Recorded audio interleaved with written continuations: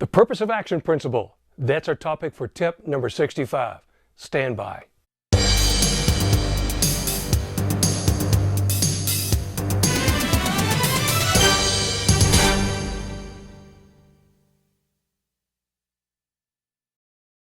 Welcome back to 101 Tips for Interviewing and Interrogation. We're looking at interviewing tip number 65. This time I'm going to share with you a brand new concept, something I've been working on, been thinking about for quite some time. I have not even taught this concept in class yet. So this is the debut of a brand new idea about observing and assessing human behavior and speech patterns. I'll call it the purpose of action principle. Purpose of action principle. In other words, when we're looking and listening to the subject, what's the purpose behind their actions? Let me give you a background on this. I work with a team of guys, Randy Merriman, Gary Bills, Andy McFarland, Brian Stoss. We do a lot of training for military and special forces and high-impact law enforcement groups that are involved in a lot of tracking or an counter IED training, counter sniper training, suicide bomber training. We train the military and law enforcement in those venues.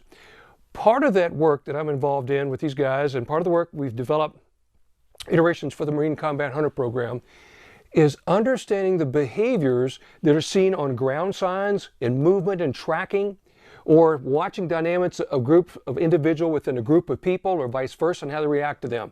And that's where I begin to notice something, and as an easy way to decipher or correctly interpret behaviors from a subject. So let me work you through the principle and how it's going to apply to you as the interviewer, and when you begin to assess verbal and nonverbal behavior. Okay, the purpose of action principle. When you're listening or watching the subject, I want you to think, what would be the purpose behind that action? If there are more than one different definitions or more than one definition you can give to that action, then there's a greater risk of misdiagnosing. For example, let's say body language, one of the very common deception cue is arm crossing. Now think, what could be all the purposes of action that a person would do that? Okay, so there's a long list. Tired, angry, bored, frustrated, comfortable, self-conscious, embarrassed, withholding, disbelief, back pain. So the purpose of action, you can't really determine by that one behavior what it's going to be, because there are too many different reasons that that behavior would happen. So in the concept, when you see an action and you have a long list of behaviors like that, then diagnosing that's going to be very, very difficult and picking it out accurately. Now, if you're looking at clusters, that will help clear it up some. It will help clear up some of the behaviors or how you would define your subject's purpose of action. For example, if a subject is using anger, what are the different purposes of action for using anger? Predominantly, it is to establish or recover control. Person doesn't want to deal with the issue, or they're not comfortable dealing with you, and they attack because they feel there's a certain amount of threat. Now you see the purpose of action, the range is much more narrow. Person may be using it because they're indignant. They may be using it because a sense of being very self-important, or they don't want to face the topic, trying to dominate. So your concept, your definition of that purpose of action is very limited. So you've got a better chance of diagnosing that correctly. Now let's take, for example, a purpose of action behind depression. In that case, the person is retreating or withdrawing from the events, and they turn to themselves and they begin to churn all their mistakes, all the misgivings, all the failures, everything, where I've let down someone, where I feel I'm responsible for all the collapse of the world is on my shoulders and so forth. Again, a far more narrow purpose of action, but not deception. Now, let's take a look at denial. If you go back and look, we talked about the reaction response behaviors. In denial, particularly when the person is now, the purpose of action behind denial is to manipulate you or to get you to doubt the conclusions that you've made. So they're using a cognitive manipulation of your conclusions. Now, it doesn't mean they can't say no, can't reject it. Remember, we talked about that differently. But see when my purpose of action is there? And so now it's an assault, if you will, on your cognitive decisions, your final logic outcome. So they're attacking that logic. For bargaining, the purpose of outcome then is to manipulate you emotionally, to get you to feel differently about the subject and feel differently about them and what they've done, or how you feel toward them, how we define the behaviors.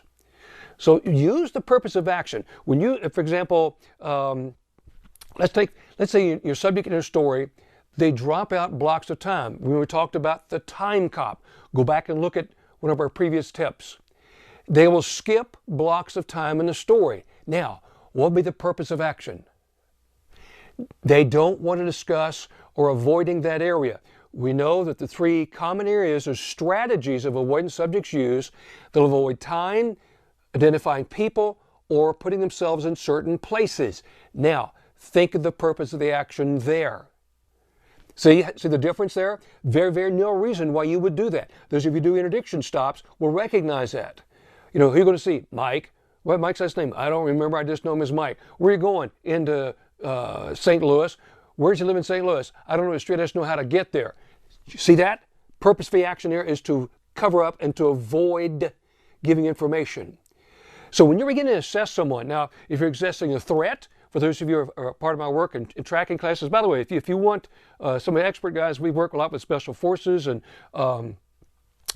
SEAL teams, ranger groups, law enforcement, high-end stuff in tracking and in identification, reach out to me and we'll talk to you about how we can set that training up for your high-intensity groups and for your high-impact groups. Okay? But we can look at that tracking behavior and it's the same thing. What's the subject behavior? If you're watching people in a group, what is the purpose of action to where that person is moving within a group? Or the group's purpose of action as they respond to someone else?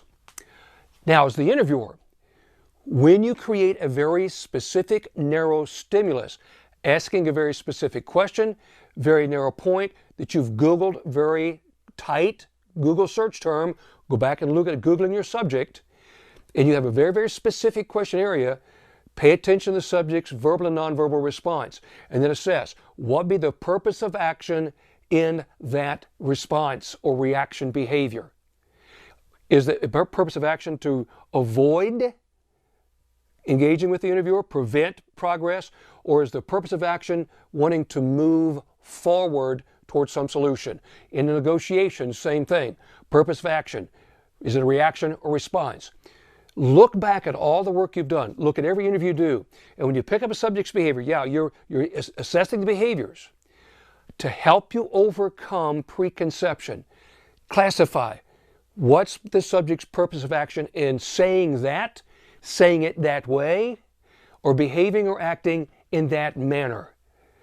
Again, if you can come up with a whole load list of why there's many purposes of action, then you're going to have a hard time deciphering exactly what's going on.